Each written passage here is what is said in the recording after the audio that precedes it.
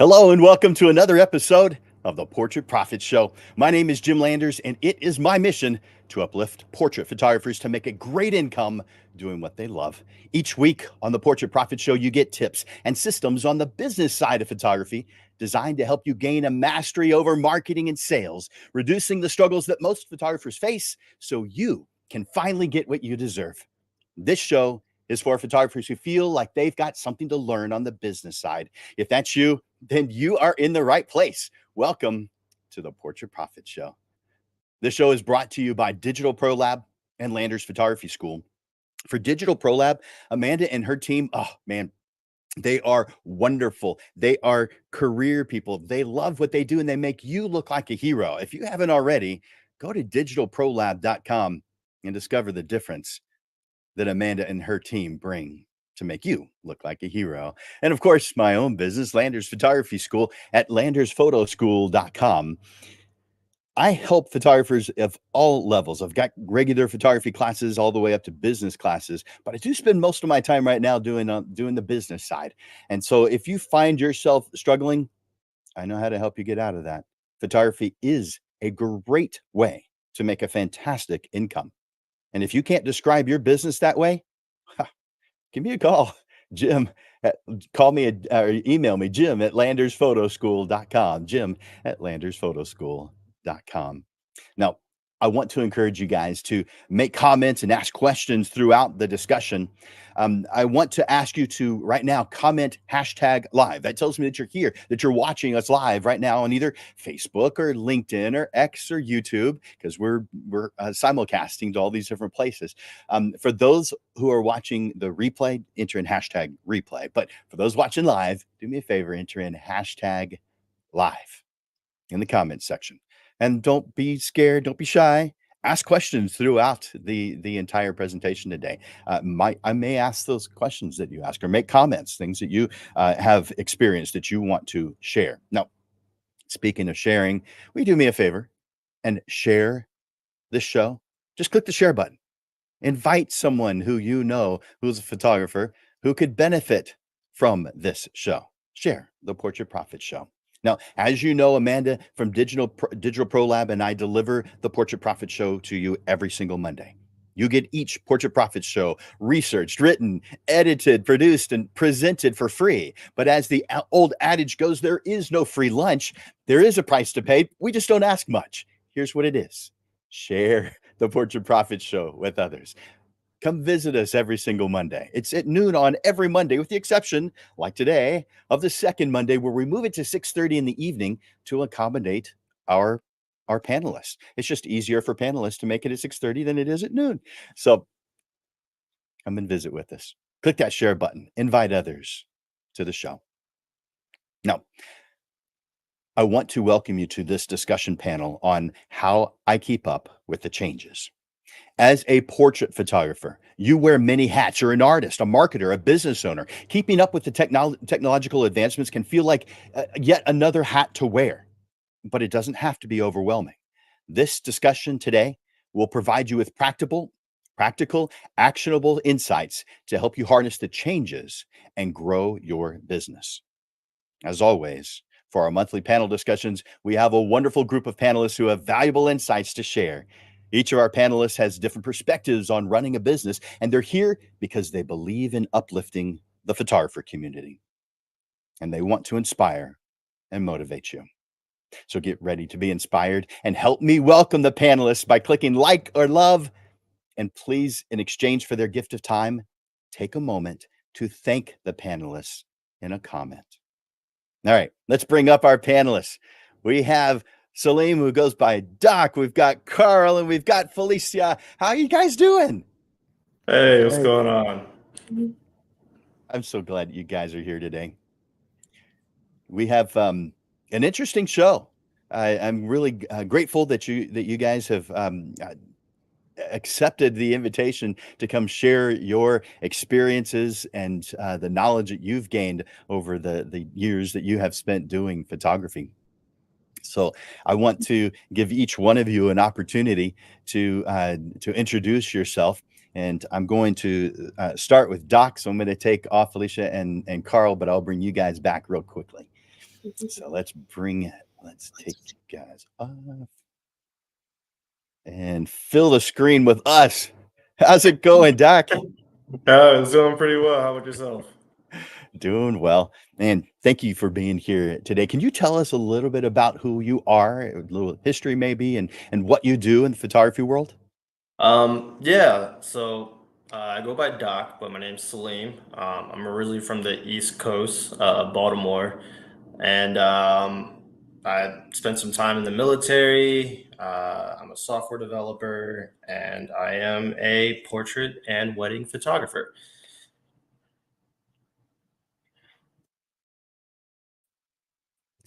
Awesome. Thank you for being here and coming all this way. I know you live here in San Antonio now, but you made Yeah, it here. You made it to Texas. I mean, isn't that the right. dream? Yeah, I didn't realize it, but it is. Yeah.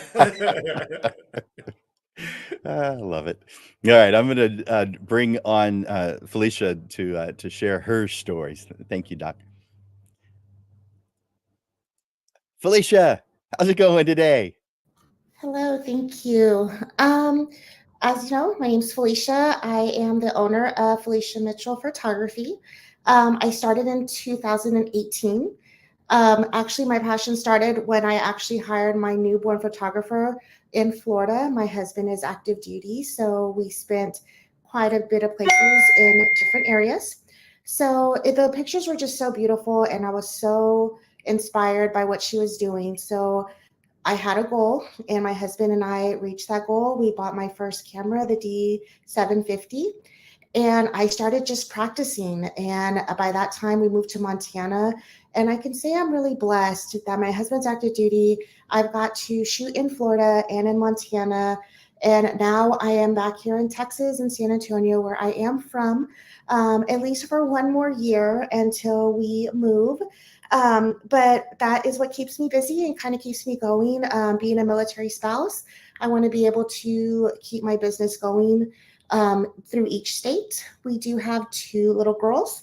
One is 9 and one is 6. And we are also foster parents. So we keep very busy. And that's about it. Yeah, you do stay busy. We How do. do you find time for photography? Yes, you know what? That's my goal is to put a little bit more, and we're actually making it a little bit more of a family business and bringing my husband on, so it's making it easier. Love that. Yeah, Love that. thank you, Very cool. thank you, Thank you so much for being here today. All thank right, you. I'm going to bring on Carl to tell his story. So let's bring on Carl. Hey, Hey, Carl, how's it how's it going going? today? Fantastic. How about yourself, Jim? Oh, wonderful. Hey, can you tell us a little bit about you, who you are, your history, your interest in photography, that kind of thing? Yeah, I began my professional career in 1989 when I shot my first wedding. I should have been paid. Well, I should have paid to let them have me shoot it. it was definitely a learning experience. But I've been doing portraits, weddings, quinceañeras, high school seniors, everything like that throughout the years. Since then, originally from the West Coast, been living in San Antonio since 2015. So we've been here for almost 10 years, and we're excited about what's to come here in town. And you're a new dad. That's exciting. Yeah, yeah, that's definitely a new thing. It's Yeah. keeping me And on my toes. I can't even imagine. Is KJ watching right now? Yes, he is. I love it. Well, Carl, I have the first question for you, and the subject is about adapting for or to change. And I'm going to put that question up on the screen. Let's see. What is the biggest recent change that you've had to adapt to, and how did you go about integrating it into your workflow? Well, we started using AI to actually do facial recognition on large events. So if I'm doing like a bunch of headshots and stuff like that, I actually have the customer scan a QR code, and then any of their images that end up in the queue for them, the recognition software grabs it and then puts it automatically into the gallery. So it saves me a ton of time culling through images. It's interesting. And that's something that you've just recently implemented into your Yeah, workflow. we started that in January. Very cool. So Yeah, yeah, I've heard it's of a that learning before, and curve. I've only talked to a few people that have been doing that. So that's very interesting that you're doing that. Yeah, it's pretty exciting. We've partnered with a lab for doing the event photography that they handle all that back end in the software. So all I got to do is use their application, and so it's not like I'm having to investigate different AI techniques and stuff like that myself. Nice. Very cool. Well, thank you, Carl. I appreciate You that. bet. I'm going to ask that same question now of Doc. So I'm going to bring him on. So, Doc, you heard that question. What is for you the biggest recent change that you've had to adapt to, and how did you go about integrating it into your workflow? So I guess the biggest change I've had, I don't know if it's really a workflow adaptation, but it's my prices for my photography, and updating them, especially in the market today where a lot of people are wanting cheaper, faster work. I've actually been increasing my prices to attract like certain clients and things like that and value my time more. So that's probably been my biggest change right now. So, increasing your prices. You know what? Have you heard this, and have you experienced this? Many of my students have tried this, and people who aren't my students have shared it with me as well. When they increased their prices, things got better, and not by a small margin, got quite a bit better. They got more clients, they were happier with their clients, and of course, their profit increased. Have you experienced any of those things yet, or is it too early to know? Um, as of right now, all of the above, yes. The That's clients fantastic. that I am getting are they value the product that they're receiving more. It seems like that happens when you increase the dollar. But also they require less of you. As far as like changing and wanting to adapt and things like that, they accept your process as you present it to them a lot more. For oddly enough, when the prices go up. I'm really glad you shared that because I have found that to be the case.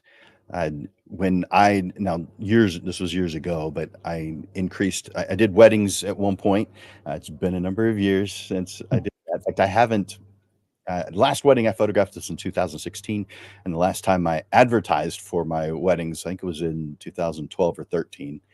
So more than 10 years ago. But when I decided I was going to stop doing weddings, it was because I needed the time to teach classes. That was my motivation. And so what I did was I increased my price. I did one package, increased it to $12,000, and I thought I wouldn't get much business anymore because of that. That Yep. wasn't the case. I wound up having to tell my secretary and my wife who works with me, both that to just stop accepting weddings. I'm quitting. Yeah. Yep. Increased it to $12,000, and I thought that would be, a deterrent, and it wasn't. Now, is it a deterrent for some? Yes. Yeah, it Yep. absolutely is. And that's fine. I don't have time for everybody anyway. So what if it's a deterrent for some?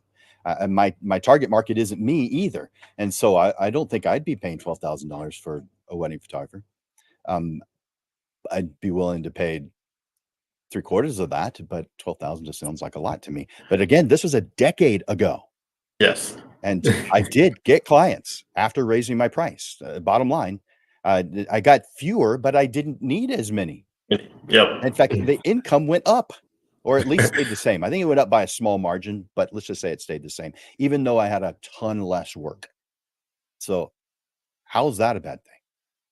It isn't. I definitely something I learned from the aquarium back in the day, from where I'm from in Baltimore. They Yeah. doubled their prices one year because the year before that, there's just too many people. They couldn't handle the flow. They doubled the prices, thinking that would deter people from coming, and they still had the Yeah. same problem. So I get it. It's wild how that kind of stuff works. Our our minds are weird, but hey, if it works, it works. That's the bottom line. It's all that matters. Thank you for sharing that. I appreciate that, Doc. I'm going to ask that same question now of Felicia. So I'm going to bring her on. Felicia, can you tell me about what was the biggest recent change that you've had to adapt to, and how did you go about integrating it into your workflow? Well, it wasn't really a recent change. It's more about me getting on the change. And I would have to say it's social media. I am a very kind of nervous type person, and putting myself out there and doing things like this and talking about photography, showing my work, that's something that I'm trying to get better at. I'm trying to get more clients that way. I have the same thoughts as the other panelists. I would love to work onto pricing and everything.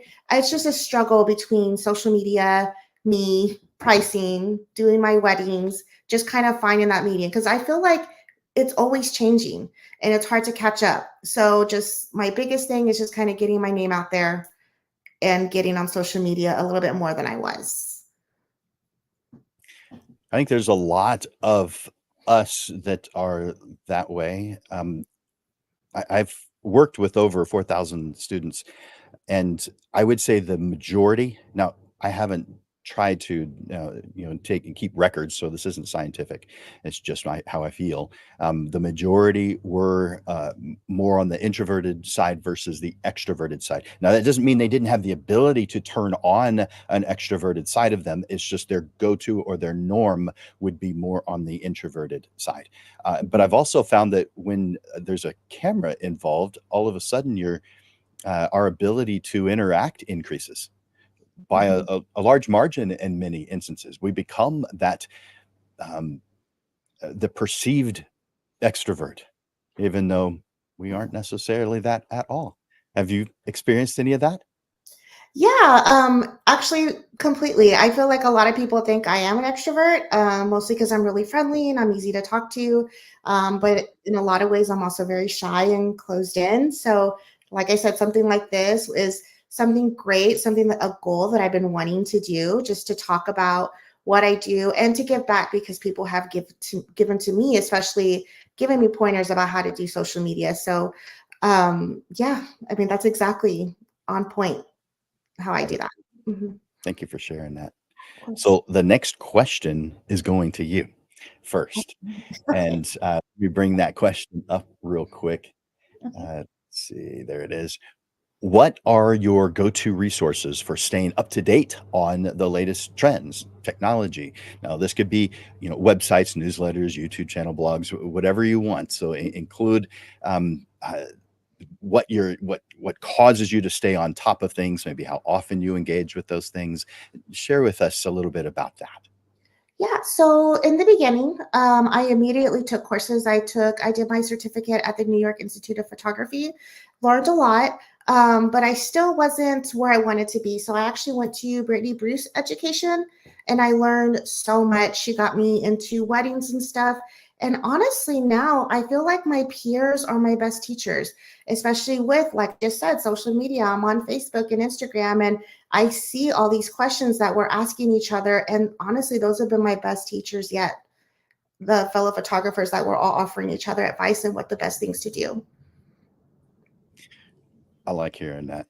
I mean, there's photographers are, for the most part, a group of kind, sharing people. Now, does that mean every single one is? No, it doesn't. Does it mean that at every single moment that everyone fits that description? No, we are normal, busy people. Mhm. So it's interesting when I come across someone who tells me, when I started out, there was no one there to help me. And my thought is, then you didn't try hard enough. Now, I may be wrong, but there are so many of us, and photographers are loving, caring, wonderful people who want to help out others. And so not being able to find someone, there's probably a reason for that. And I have found several of them over the years, some of which include someone wants to help you, but they also feel like they don't know enough. They don't feel good enough to help you. And so therefore they decline, not because they are unwilling to help you or trying to keep that information to themselves and not share it. It's because they have a confidence issue about helping others. They have the what's that uh, imposter syndrome, where Oh, they don't want you to discover that they're an imposter, and everyone gets it. right. Everyone gets imposter syndrome. I don't think there's anyone who doesn't. I certainly do. It doesn't happen very often anymore because I've been doing this for a Mhm. number of years. Mhm. But every once in a while, that creeps back up because there are people who know more about certain subjects than you. And so in that category, you feel less than, which brings up those feelings that aren't Mhm. very positive and don't make us feel very good. How do you feel about any of that stuff that I just mentioned? I feel like one, there's always going to be someone a little bit better than you. So just to focus on yourself.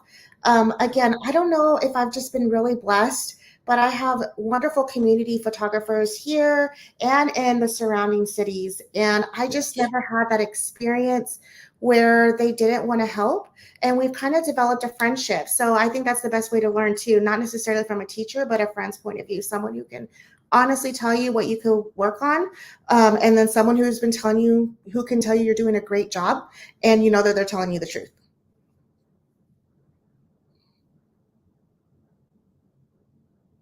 Mm-mm.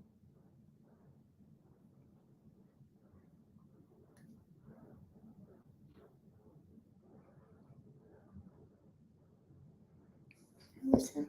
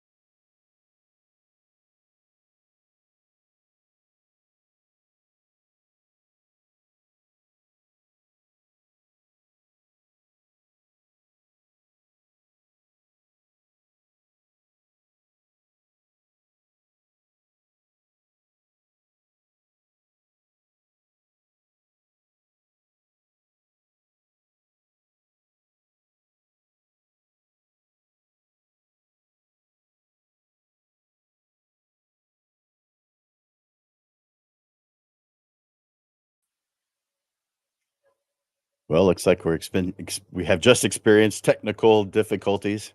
Interesting how the subject is keeping up with the changes, and that includes technology. So, I'm gonna bring Felicia back. Felicia, sorry about that. That was on my end. I don't know what happened, but I'm gonna be reaching out to my internet service provider because No problem. deal with that. No problem. Uh, so, um, what were you saying? Did you Um, finish? I think I was done. I think it was more just saying that my friends or my fellow teachers are just the ones that I hear the best feedback from. So they'll be honest with Good. me and they'll tell me what I need to work on and what looks good. Nice. Mm-hmm. Good to have those kind of people in your environment. Okay. And it's good that you're that kind of person that welcomes that, who sees it and who wants that. Yeah, thank So you. awesome. So let's ask Carl that same question. I'm going to take you off and bring on Carl. All right, Carl, can you tell me what are some of the go-to resources you have for staying up to date on the latest trends and technologies? Yeah, one of the best ones is actually the PPA, Professional Photographers of America. That's a good It's one. a phenomenal resource for getting together with other photographers, learning stuff, being taught by other photographers. In fact, even coming up in September, they'll be teaching classes across the country during a week in September. In fact, I'm probably going to be teaching one myself on some business practices. So that the PPSA right here in town, the local PP Professional Photographers of San Antonio is another great resource, and the Facebook groups. Just Yeah, ask lots of people, lots of questions. those are definitely good organizations, and there's so many of them. I counted at one point, and I have the list somewhere, 33 different camera club type groups here in the San Antonio area. Now, this show is going out to more than just the San Antonio area. I didn't check any other areas. I'm sure that lots of other areas have lots of different options for that kind of thing. Where we're at, the San Antonio area, San Antonio, Texas, we have at a minimum 33 different camera clubs. Now, they don't all call themselves camera clubs like the PPSA, Professional Photographers of San Antonio, wouldn't call themselves a camera club because that kind of implies that they're not a pro, but it doesn't mean that. So that's quite a few. It definitely implies that there's a lot of organizations and individuals who want to help. And so thank you for sharing those with us. I appreciate it, Carl. Absolutely. Let's bring on Doc to answer that same question. So, Doc, what are your go-to resources for staying up to date on the latest trends and technologies? Instagram and YouTube. Some of the channels on YouTube I like to follow is John Branch. He's a wedding photographer. Happens to also shoot Fujifilm like I do, so it's always nice to kind of see his work and how he does things. And then Keegan Evans. He does a lot of like creative advertising things, but you learn like a lot of creative lighting from his stuff and with advertising in general photography. So I like watching theirs. Thank you for sharing those. So that was John Branch and Keegan Evans. Yes. Okay. I'll look those up. Thank you for sharing those. I appreciate it. All right. So the next question is going to you. And it's our third question of the evening. It's about continuous learning. To stay up to date, we've got to commit to continuous learning. It never stops. So do you set aside time or money for learning? Both. Not money in the sense of I'm paying someone to teach me, but this is a business, so you want to invest in it yourself. I recently just bought like a smoke machine, nothing crazy, just a small one for in-home studio. So learning with things like that, but definitely time. My go-to model is to level up every shoot. So every photo shoot that I do, I try to find a way to make it better than the one I previously did. Um, so that's kind of how I do it, finding other people's work, seeing how I can mimic them in my own work. That's a good way to do that. I appreciate you sharing that with us. All right, so Doc, I appreciate that, and I'm going to move to, let's see, let's have Felicia answer that same question. So taking Doc off, bringing Felicia on. Felicia, can you tell me about, do you budget either time or money for continuing learning? Yes, both. I think that's one of the things that people probably will never see the amount of money and time that we spend on our business. I actually just bought my first mirrorless camera. I felt like I had the best quality that I could get on my D750. So along with that, that was a pretty big expense. And then of course, getting everything for my wedding photography to transfer to that camera. And then the really great thing is there are also ways to save money. So I spend a lot of time on YouTube. There's wonderful photographers on there who are more than willing to share their tips and their learning for us to for free. So I do that as well. Those are good ones. Yeah, thank you for sharing those with us. You rock. All right, let's get Carl on to answer that same question.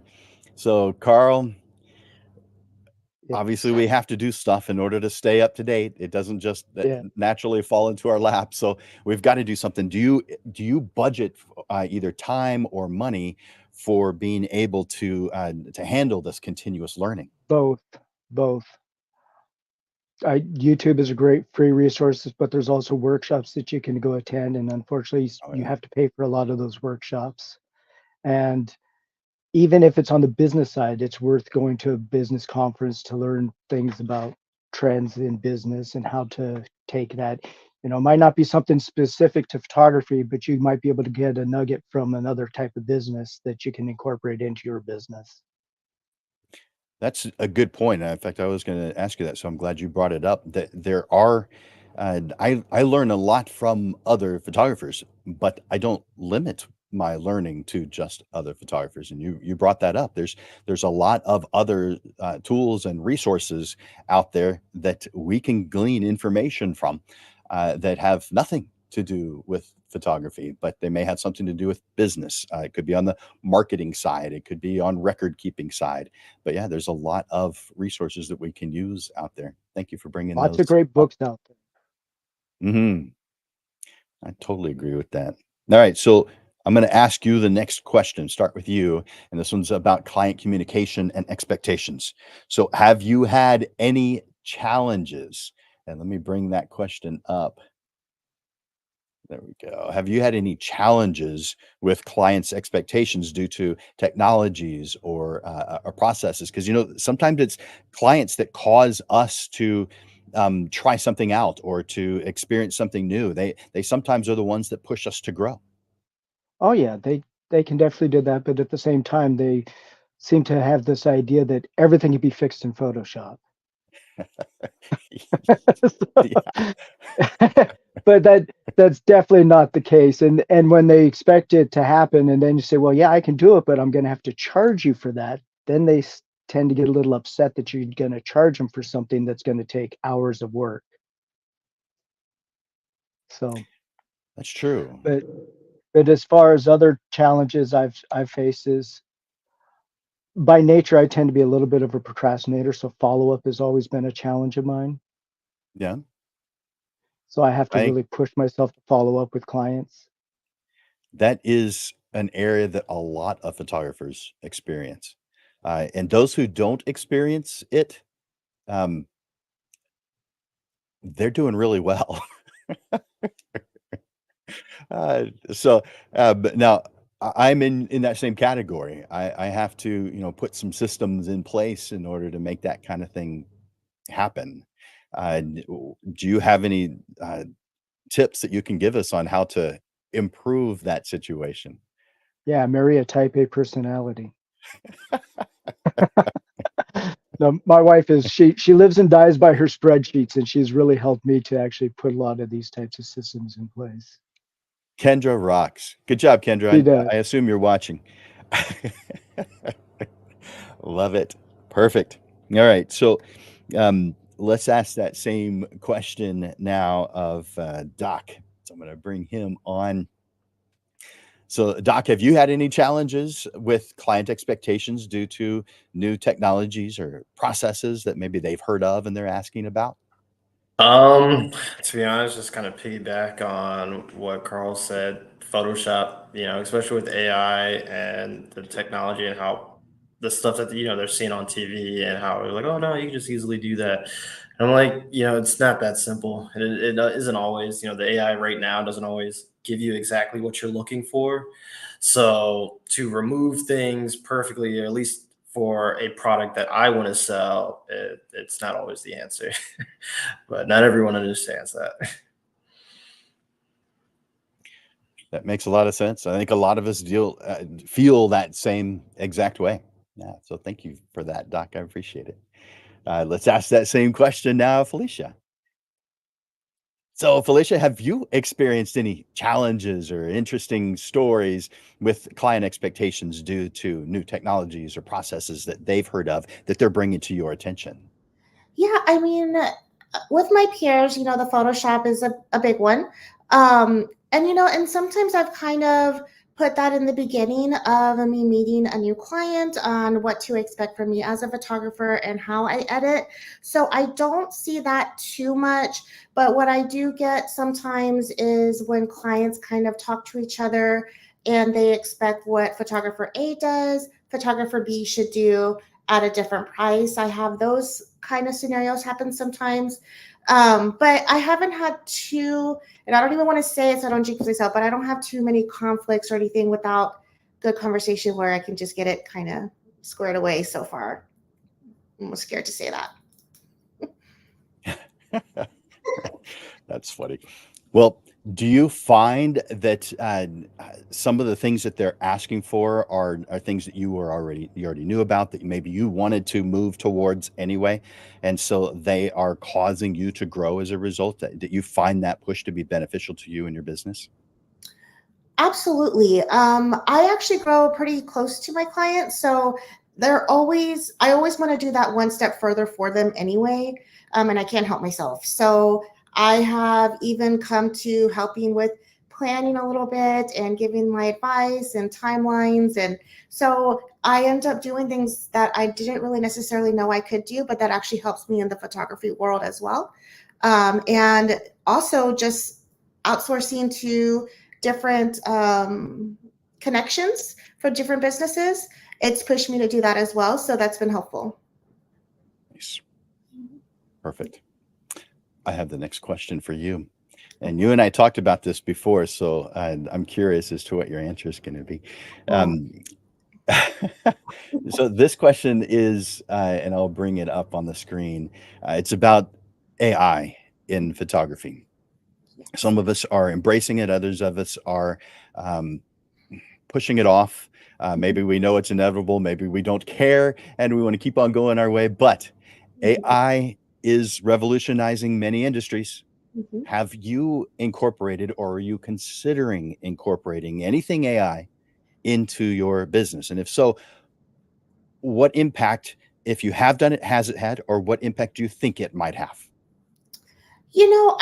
I'm not. At this time, I am not going to do the AI in the editing part of my business. I actually really enjoy that piece. It takes a lot of time, I know, but there's a specific style that I want to get that I'm not too sure if I want to switch over to AI quite yet. I have seen the stuff that it does, and it's super cool. It's super quick, but it's not quite aligned with how I edit my photos. However, I do use AI in other ways that could help me with my business.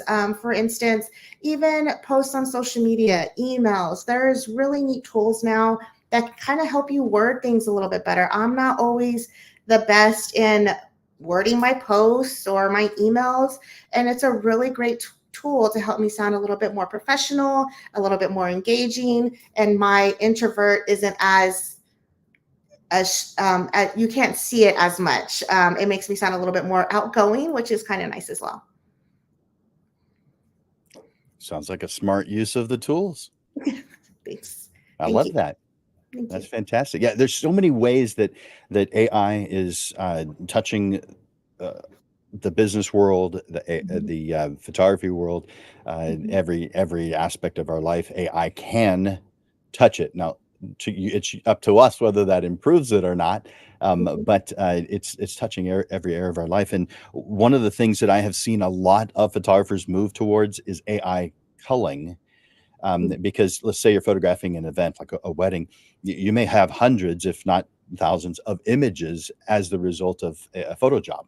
Mhm. And it can take huge amounts of time. For instance, I would say it takes between 10 and 20 hours for every hour I'm seen at certain events, as far as the post processing goes. So culling and then some light fine tuning as well. But there are software apps out there like Filter Pixel that learns what it is that you pay attention to, what it is you care about, and what I have seen is nearly perfect. Once it learns you. Now, AI has to learn what it is you like, but that's based on things you've already done. And so you upload that to their program, Filter Pixel's program. It learns within 24 hours how you do it, and then it just starts going to work for you. I don't know if you've Awesome. employed something like that, but does that sound interesting to you? Yeah, I've seen those. It sounds really neat. And that's something I could possibly do. Maybe knowing myself, I would probably like double, triple check it for the first couple of times. But yeah, I Yeah. think that's something that I would probably move to first before the actual editing piece. But I do think that's a neat tool because sometimes just going through those photos each by each, making sure everything's in focus, it does take hours. So that's not a bad idea.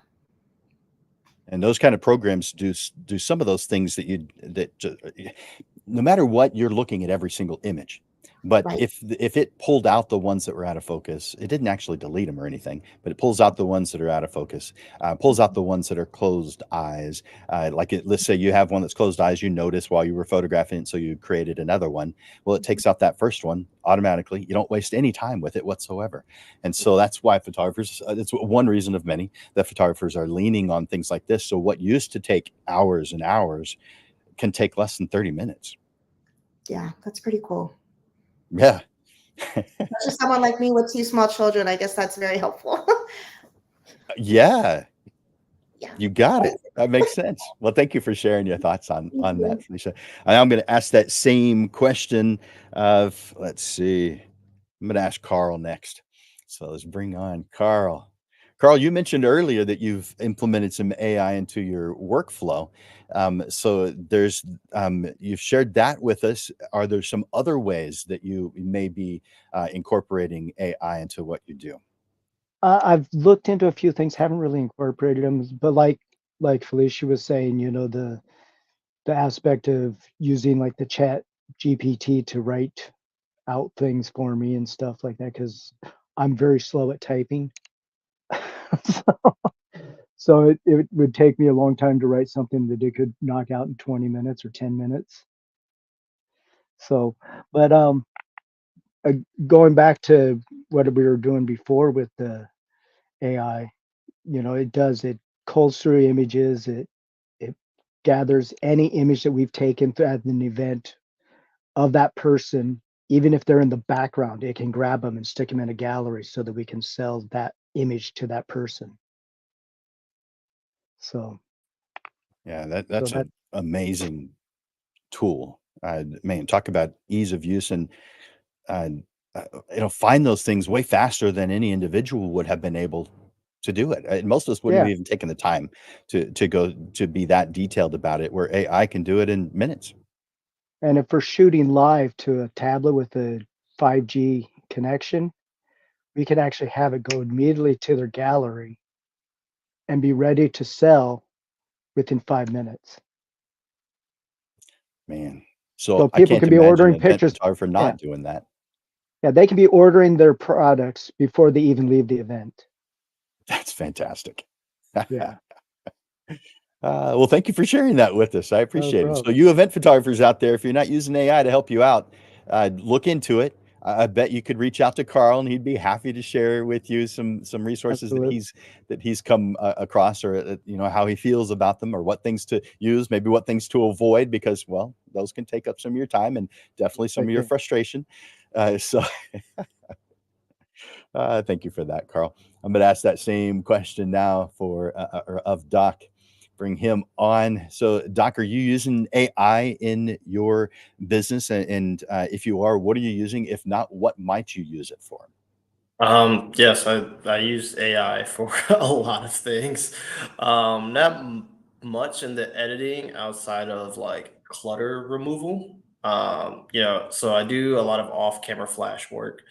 And before the AI stuff, you'd have to usually take two pictures, one with the flash there, one without the flash. And then in Photoshop, you gotta lay them on top of each other and remove the flash gear and things like that. So I use AI to do that a lot. I still take the two pictures because it doesn't always come out perfectly with AI. So sometimes, we just got to go back to what we know. But I use AI for that. I recently did a stylized shoot with another photographer. I used the AI to help us with the advertising.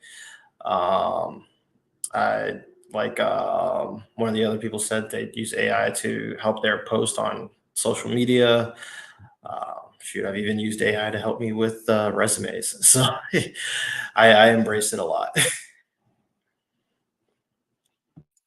Yeah, those are some good examples.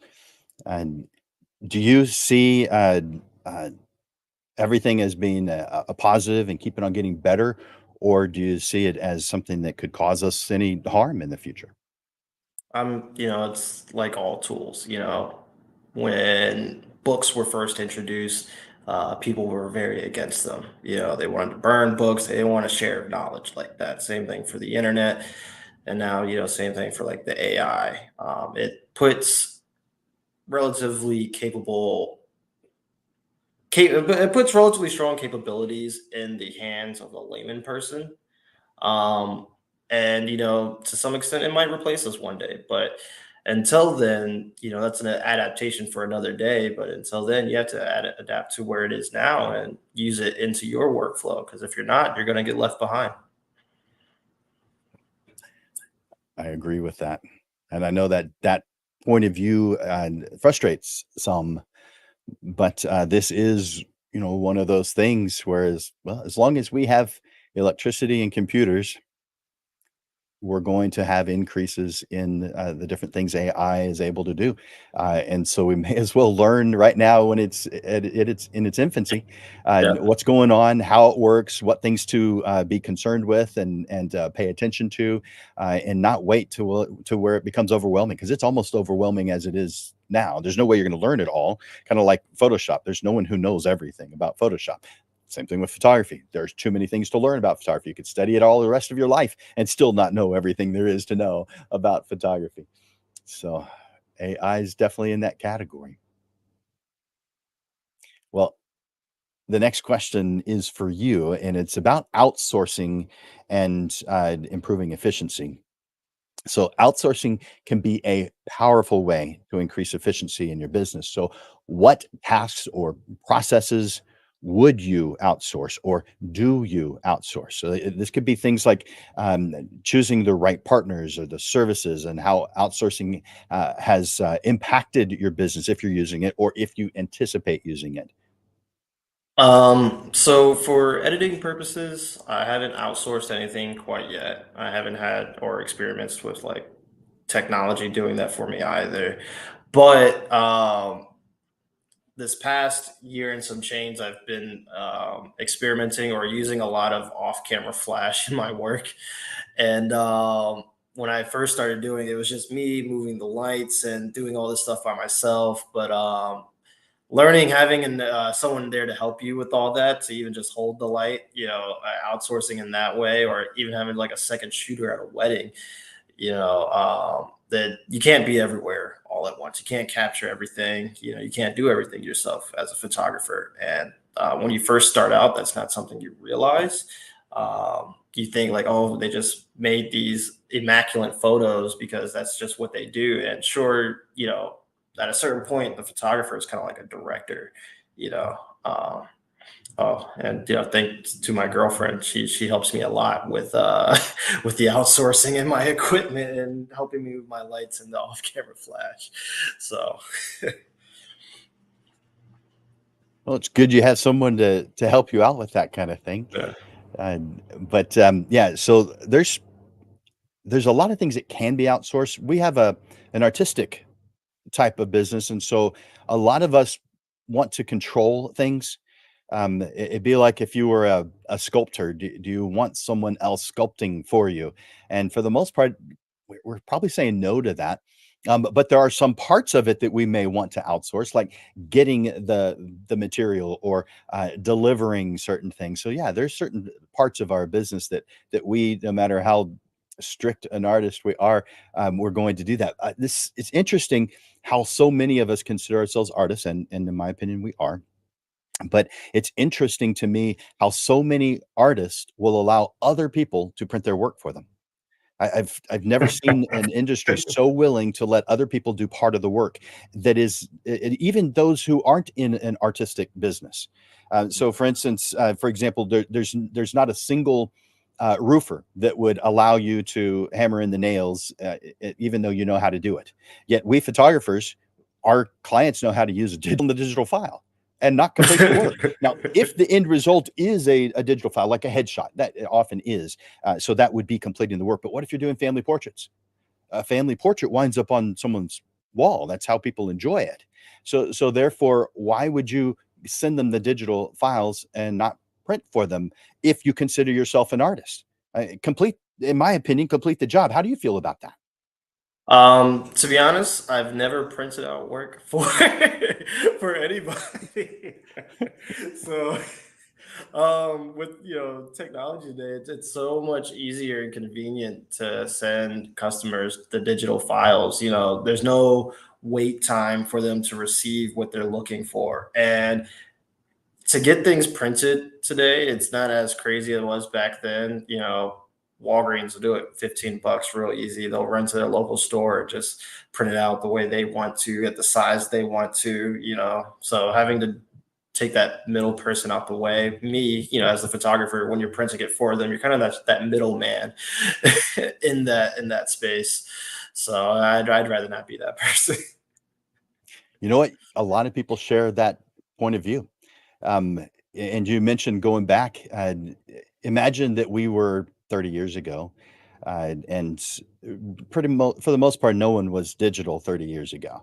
That happened about 20 years ago, 25. But 30 years ago, very few photographers had switched to digital. It was a thing. People knew what it was.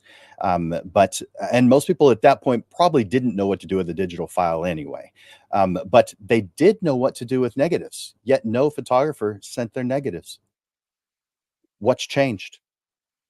To be honest, negatives feel very proprietary. That's like sending, I guess the equivalency today would be like sending my raw files to a client. That's something I would never do.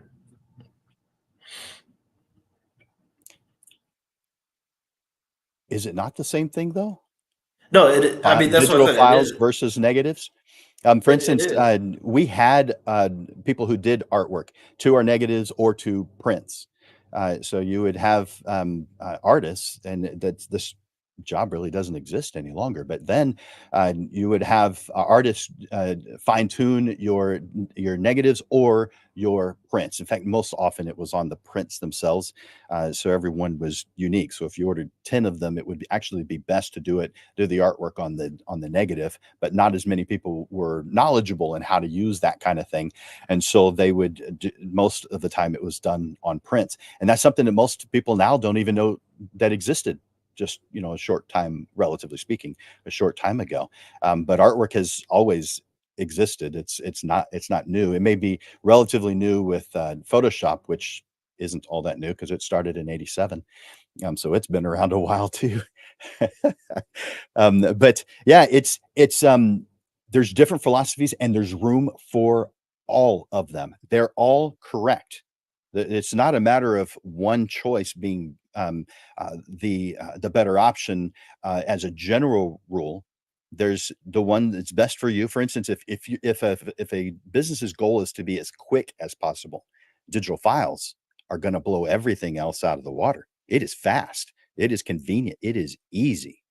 But is there any expectation in a client and in the artist to have something up on the wall for people to enjoy that they had a hand in its completion? Because most artists want to complete the work. I don't think there's a single painter that will paint out the outline of what they're going to do and say, hey, that guy knows how to use a brush and knows how to mix paints. I'm going to go ahead and sell him this work incomplete and let him finish the artwork. no painter would ever do such a thing. So why do we as photographers find that acceptable?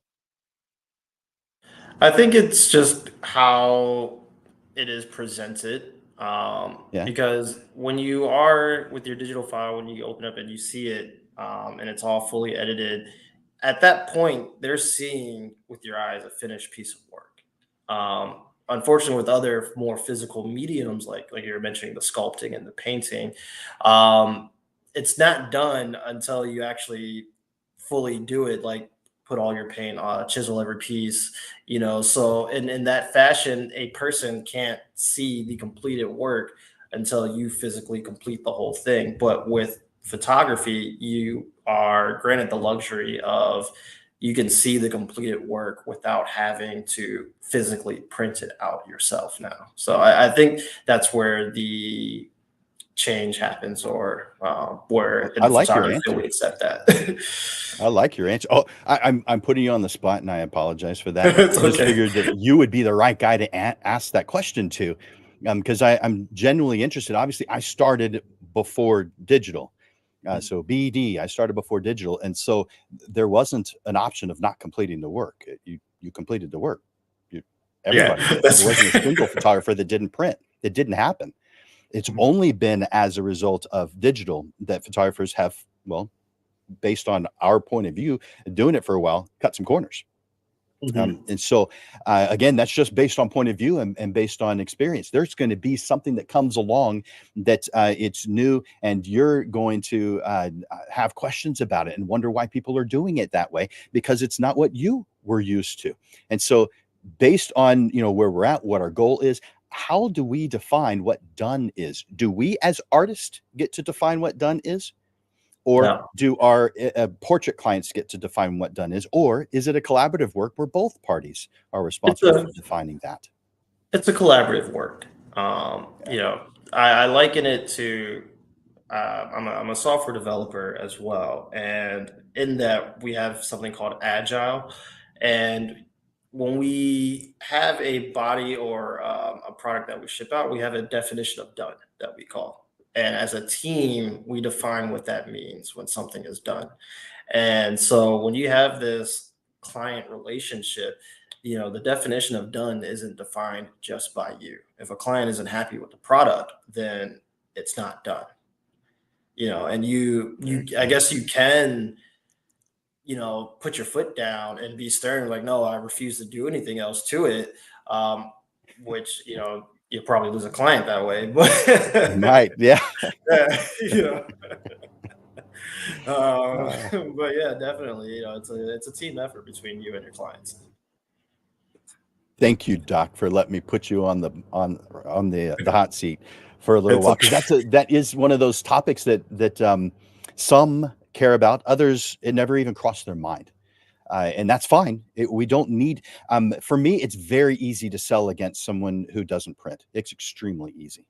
It also helps justify the cost in someone's mind. And so I love it when someone is looking at someone who prints me versus someone who doesn't print, because I probably 95% of the time I can easily outsell them just because of the obvious advantages that come in completing a project rather than allowing a prospect to complete the project. Because ours is a service business. And so, in my opinion, and it's only me, no one has to share this. I believe we have to finish the service. Same thing with a roofer; they need to finish the service. Just because some people know how to use a hammer and nails does not give people a roofer an excuse not to complete that job. Same thing for us if it's a family portrait and the end result is supposed to be a photograph on the wall for them to enjoy every day and cry tears of joy each time they pass it by. Then if I were to only sell them a digital file, there's still more work for them to be doing. And why would someone who's hiring a service person want to give themselves more work to do? Because if I'm hiring someone as a service, I'm not doing it because I want more work. I'm doing it because I want less work. And that's But fair. again, And that's this guy's opinion, and I'm glad that not everybody shares it because it makes it so much easier for me to sell against them. and that's fair. And I think that's part of the conversation you have with your client. In Yeah. today's age, most people don't have photo albums. Most people don't have pictures I on don't the even do walls. albums. Yeah. No, only So walls. yeah. Only on walls. So And only people who really, I mean, you've got to really have a warm, fuzzy personality. I love my family to put those on the wall. But whatever's on someone's wall is an indication of what they love. Because you don't 100%. put stuff on the wall that you don't love. So if you love your family, well, then it's not a surprise to see it there. I'm not Yeah. saying that that's a negative or a positive. I'm just saying it's not a surprise to see it there because, well, you'll love them. You Agree. I want them agree. around you. Most definitely. Man, I've put you on the spot way too long, and I apologize for that. But you, It's man, you've been a okay. good sport, and you've answered the questions really well because I wanted to hear a different point of view. Not that I've never heard it before. I just anticipated that you'd have a good way of expressing it, which you did. So thank you for that. I'm going to ask that same question now. If you guys remember what the question is anymore, I'm going to ask that same question now of Felicia. So bringing her on. Oh, wait. I'm going to bring on Carl. Let's bring on Carl. Carl, I've Yeah. got that same question of you about outsourcing, about having others help you out with completing the job. Let me put that on the screen because outsourcing can be a powerful way to get things done. So, what tasks or processes do you or would you outsource? Administrative tasks. Okay, yeah, Yeah. Because that's an area I really hate. So if I can outsource that to somebody else, whether it's taxes or even helping me write out contracts and stuff like that. In fact, an attorney is a great resource for that because I'm not well versed in the law. So that's the way I see outsourcing. I mean, I'm always getting people suggesting, well, maybe you should outsource your editing. It's like, no, I'm too much of a control freak on that side. So but I'll use tools to help me edit faster. yeah. So, Well, that makes sense. but yeah, but as far as administrative tasks, definitely things like that I would outsource. And to kind of piggyback on the finishing the portraits, yeah, I mean, I'm before digital too. Someone will never understand a crop card. That's interesting. I haven't even thought about those lately. Wow. Uh, Crop yeah, card. exactly. Yeah, you're But definitely showing your age, and people are gonna wonder what yeah, the heck is that guy talking about? yeah. But one thing we did when we first started playing with digital, which was kind of same with the AIs, taking advantage of some technologies, we would shoot on film, but we'd have it processed onto a CD and then take that into Photoshop digitally. So it was a hybrid version of doing digital, and so that's again taking advantage of the technology at the time in its infancy and moving forward. Yeah, that's a good point. There was that overlap time period where uh, from events like weddings, I would put my photographs online so that the bride and groom and the families would be able to see the images because we did proof books at the Right, time, but no one else really would have an opportunity to see those images. And so in 2000, there was a company called More Photos, which I believe still exists, but they were the first that I was aware of to make it where you can do e-commerce with your images. You can right. upload them online and be able to sell them online. And so even before I switched to digital, I was taking advantage of that. I would have those images scanned and I would upload them to a website and would make sales from those images being on the website, Well, if you want to even go though back it's even not further, digital. even if you want to go back further to be able to project your images using the old PhotoVix system. That's where you had to have proofs. So you're talking about Exactly. a opaque projector. Exactly. Oh man, don't go back that far. It's No. not that much. That's just wild. So yeah, those So that's interesting. Thank you for sharing that. yeah, yeah. So just to taking advantage of the technologies that we're using and piggybacking it onto the new emerging technologies, I think is the way things are going to go. Even with AI, it's going to be piggybacked onto the back of the newest technology after that. So, Right. but and there'll be advantages of outsourcing different things, whether, well, we outsource to our labs when we use them. Digital Pro Yeah. Lab does a great job. Digital And Pro there's Lab a whole rocks. host of other great labs out there that have specialties for what you're looking to do for the type of photography you're doing. Yeah, that's true. Well, I've got the next question for you, Carl. And this one's about managing overwhelm. Um, with so many, I'll put this up on the screen, with so many changes and new technologies to keep up with, it can be overwhelming. So, how do you manage this? How do you prevent burnout? You just have to be selective of what you're looking to learn and take in. I mean, yeah, you get too much information, it can be just overwhelming, and just your head begins to spin when you're getting this from this area, this from this area, this from this area. So, oh, like a plate of cookies, you just take the one you want and use it for what you want to do. Cookies. Wait, you're not supposed to eat them all? No, not when you're at a party. Okay, all right. I love it. Thank you for that. I appreciate it, Carl. I'm going to ask that same question now of Doc, bring him back. So, Doc, there's a lot of things to learn, a lot of things to do. It can be overwhelming. How are you managing all the information that you could possibly bring in, but also prevent burnout? I think one of the biggest ways I prevent burnout is doing something creative.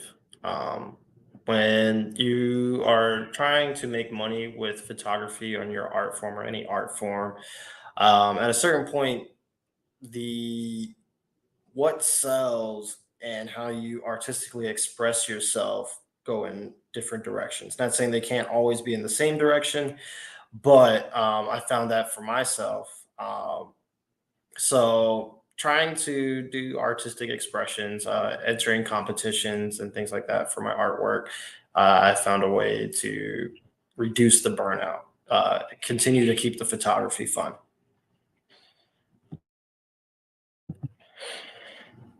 So do you give yourself self assignments? Do you go do some street photography? Do you spend some time in the backyard, beauty in your own backyard, kind of self assignments? What do you do? Yeah, TFP things with other clients. My girlfriend, she helps me a lot. She gets a lot of pictures taken of her.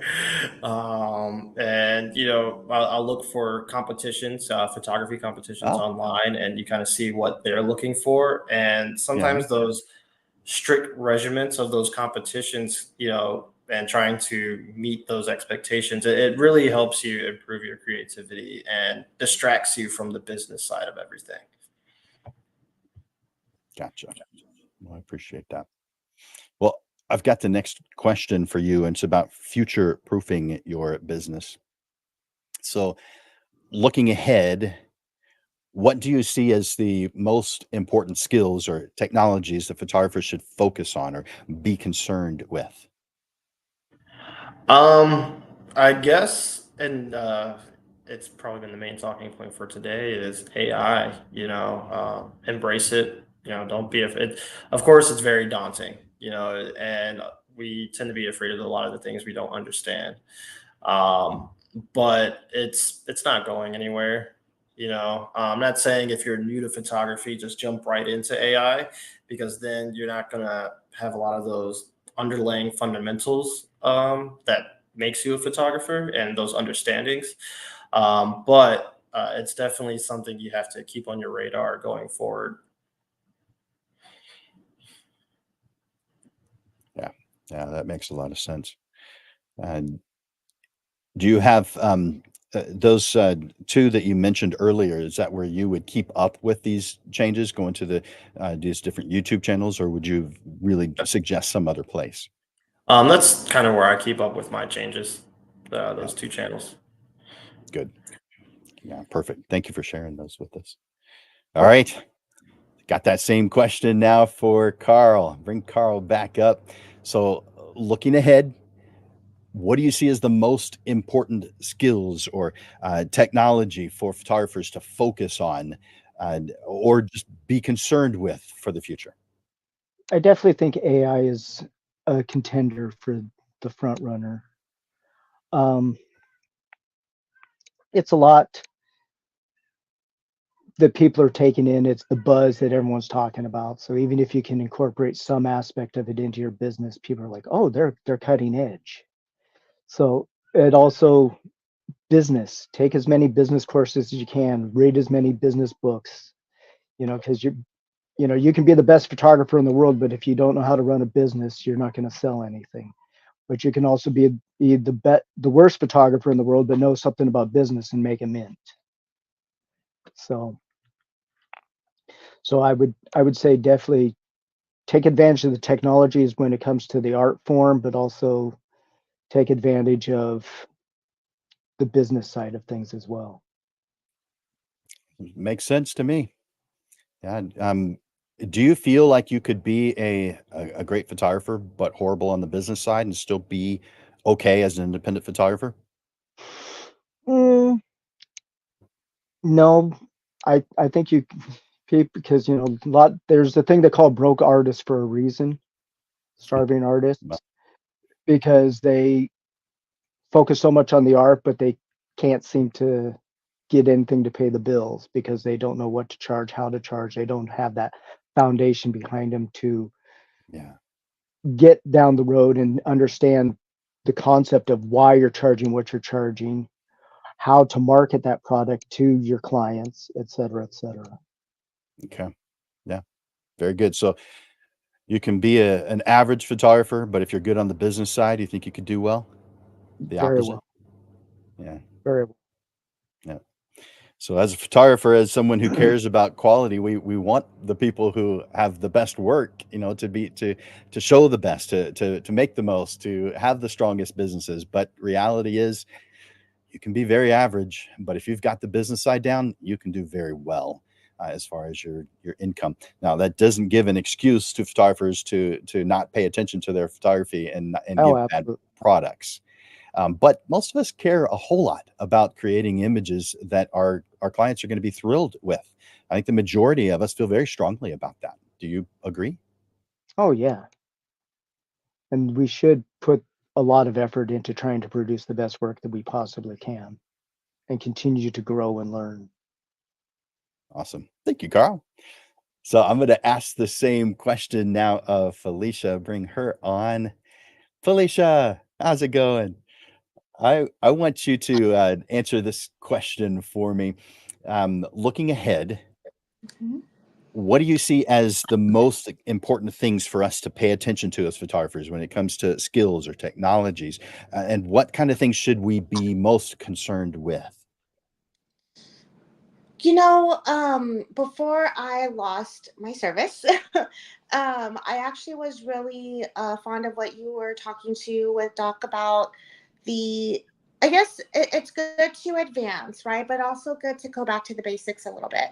I actually do offer prints. I feel like photographers should just be really true to themselves and what they enjoy. I like prints Yes. because my dad has so many photography books, and not photography books, photo books, and he looks through them all the time, and I have found that that's really important to him, and those are the things that last a long time. So when it comes to planning for your future, as long as you stick to those things that are important to you, you'll be successful, and there will be people who want what you are selling. So the best thing I could say is there's a client for everyone and there's a photographer for everyone. And the biggest thing you would be concerned with is comparing yourself to another photographer, in my opinion. You just got to keep doing your best and doing what you can do, and that's all you can do. Those are some good ones. Yeah, I appreciate Thanks. you saying those. Thank you. And I'm glad you're back. I can see it's a slightly different angle, so I'm assuming it's a different camera. I had to download the app and everything. I don't know what happened to my Mac, but Of course. I put it to Oh sleep. man. Technology. Technology. Love it. Well, let's let's start bringing things to a close, and I'll let you begin with your closing thoughts. But can you share some thoughts, some advice with fellow portrait photographers? Maybe it's advice, maybe it's suggestions about what we've talked about today or beyond. The best thing that I can say is kind of like what I just said. Just you want to enjoy what you do. You don't want to be burnt out. You want to and if you're into weddings right now, do weddings. If you're allowed to change your mind. You're allowed to increase your prices. The biggest issue that I do have, and it can be sometimes really challenging and makes you sometimes want to give up a little bit, is I move every few years, and you kind of have to start over. But if I didn't love what I do, um, it wouldn't be easy. I still will you'll grow your clients. The biggest thing, like I said, is just being true to you and enjoy what you do. Be true to you and enjoy what you do. Yep. Mhm. We're artists. I think all of us can agree or at least identify with that. Thank you so much for sharing Mhm. that, Felicia. I appreciate it. Thank You you. rock. I'm glad you're here. Thank All you. right, Me I'm too. gonna cool. I'm gonna bring on Carl next to share his closing thoughts. Carl, Okay. can you tell us a little bit about what you think that we should maybe get out of this, or what we should be thinking about moving forward? Uh, don't be afraid to ask questions of other people. That's a big thing. You know, don't be afraid to criticize your own work. Because you're gonna get better if you look at your work and see how you can improve it. And again, ask questions on business, ask questions on photography, on lighting, on posing, whatever you need to do to just get yourself down the road and get better at what you're doing. A lot of variables in photography, huh? Just a few. If you could name one favorite thing about your photography business, what would that be?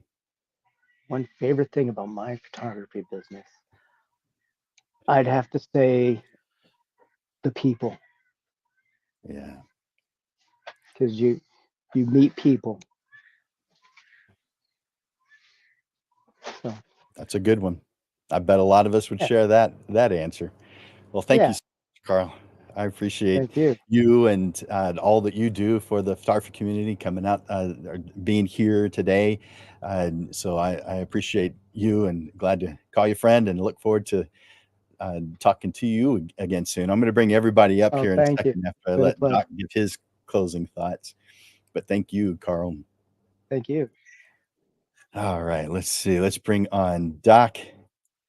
So, Doc, you get to close out the closing thoughts.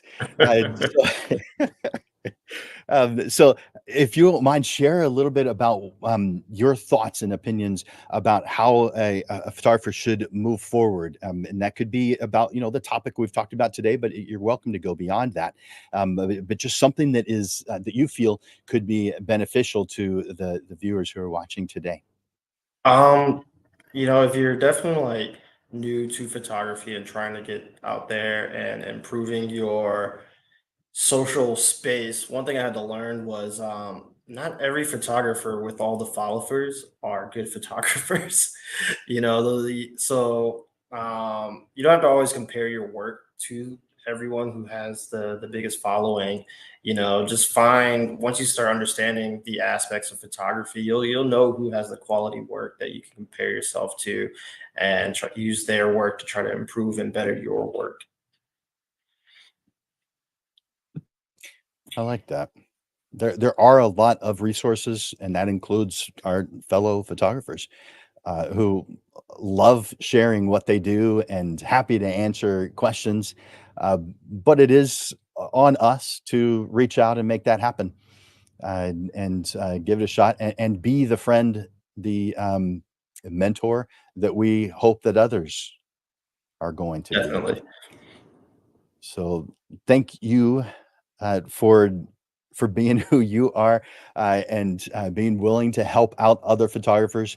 Thank you for thinking things through, and being able to answer clearly in a way that someone could actually picture in their mind and use. So I'm grateful that you and the other panelists have been here today. I'm going to take you off for a moment, but I'm going to bring all of you back on. But thank you so much, Doc, for sacrificing whatever it was that whatever else you were going to be doing this evening, and being here to uplift other photographers. I Oh, appreciate of it. course. Thanks for having me. All right.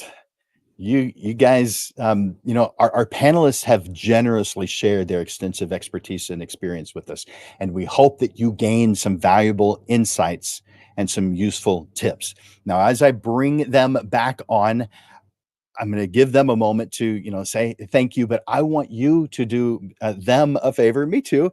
Tell them thank you in the comments. They are giving the gift of time and appreciation. They love you guys. They want to uplift photographers in the photography community.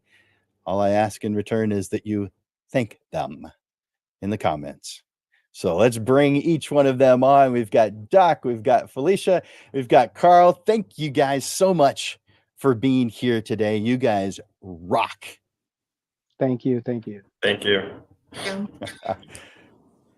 Love you guys. It is wonderful people like Doc, Felicia, and Carl who uplift this wonderful photography community. And we want to encourage them to continue to do so. So in the comments right now, take a moment, tell them thank you, because they are wonderful people. And so are you guys. So thank you guys once again for being here. Thank you for your gift of time. You rock. I appreciate you. Yes, thank you. Thanks for having us. Yeah. All right. So I'm going to take them off. Man, don't you just love those guys? All right. I've got an announcement, and I need to tell you what the upcoming topics are for the Portrait Profit Show. The announcement I have is this Saturday. I'm going to be teaching at the Camera Exchange.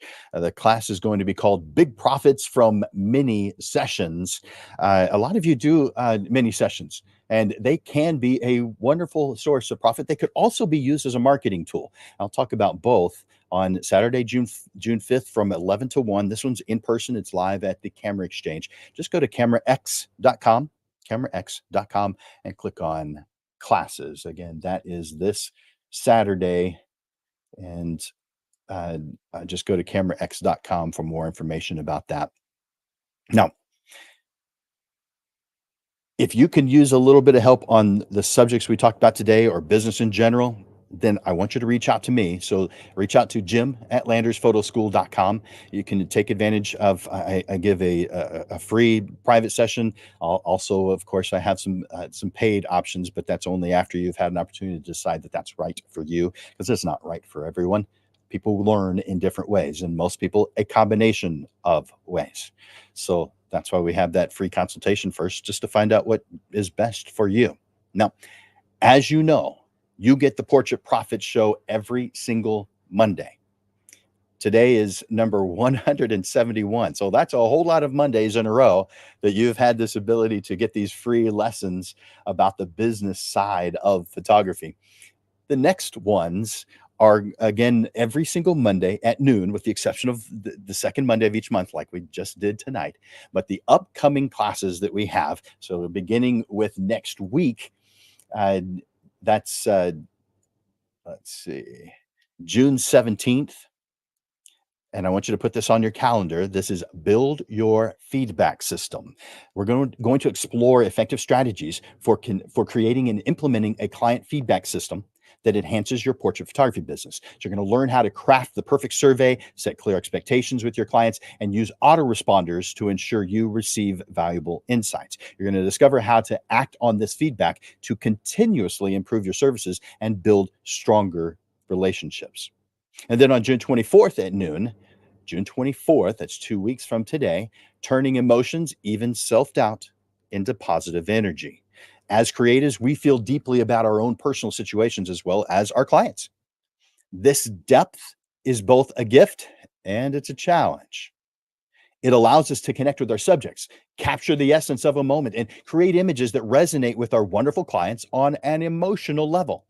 However, our ability to feel so deeply can also lead to moments of intense personal struggle and unfortunately self-doubt.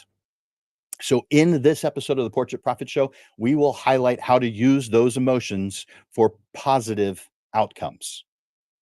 So that is on July 24th. Now on July 1st, we're going to be talking about planning 2025.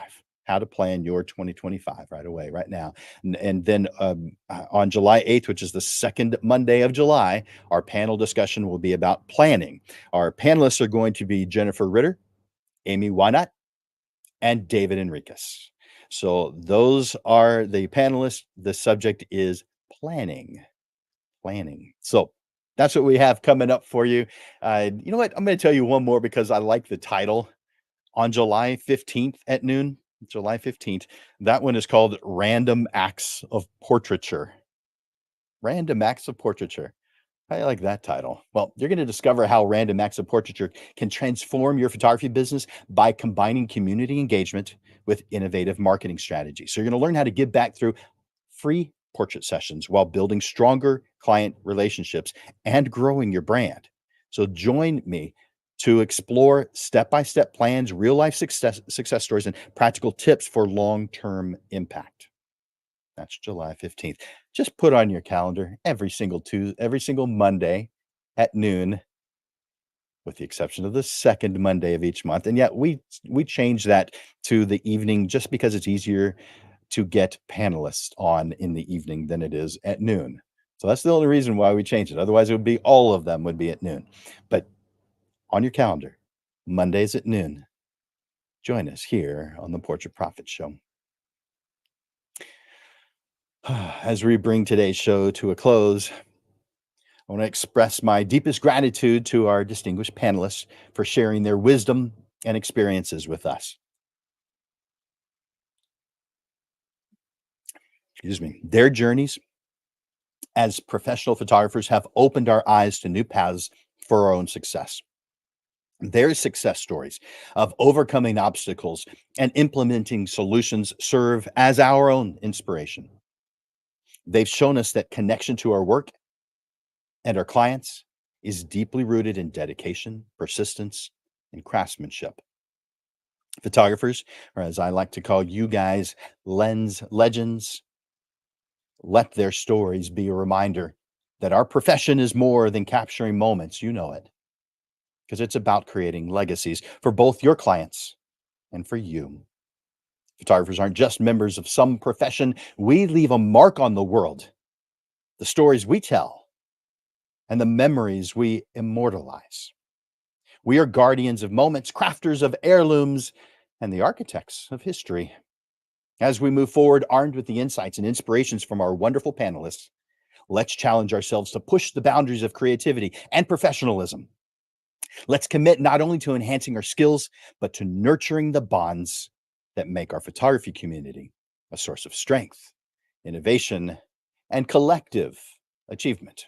Thank you once again to our panelists for their generous contributions. And to you, Lens Legends, for joining us for this panel discussion this evening. Until next time, keep focusing on your vision, refining your art, and defining your success on your own terms. The world of portrait photography is vast and it's varied, and it awaits your unique impact. I want to thank you all for your gift of time and attention here today. And thank you for the efforts that you make to be such an amazing portrait photographer. I encourage you to like and share the Portrait Profit Show. And of course, tune in to our next live stream a week from today. Together, Lens Legends, we help each other achieve our goals and make a difference in the world through our passion for portrait photography. For Landers Photography School and Digital Pro Lab, my name is Jim Landers, and I'm bringing you the weekly Portrait Profit Show. Until next time, Lens Legends, keep growing, keep thriving, and keep making your mark in the world of photography. I look forward to watching you grow. You guys rock. Bye for now.